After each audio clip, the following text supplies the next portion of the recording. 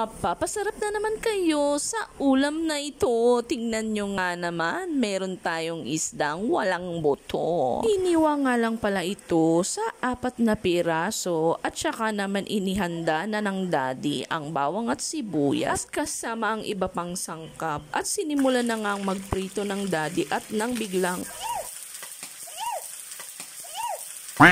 at ayun na nga, tinamaan ako ng mantika.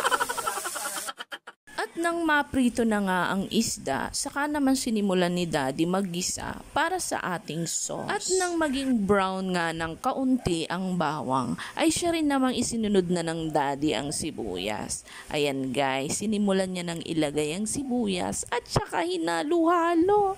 Yes guys, ganyan lang naman talaga maggisa.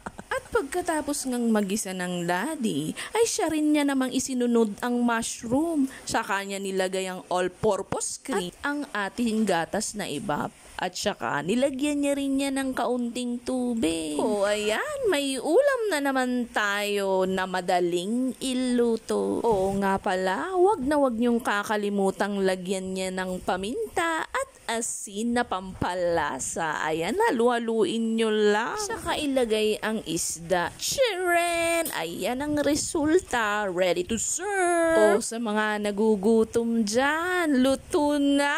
Kung gusto nyo rin gawin ito, ay napakadali lang. Maraming salamat nga pala sa inyong suporta at sa walang sawang panunood ng aming video. Shoutout nga pala kay Jasmine Roberts Jr. at kay Kate's Kitchen. Maraming salamat po ulit. Bye-bye!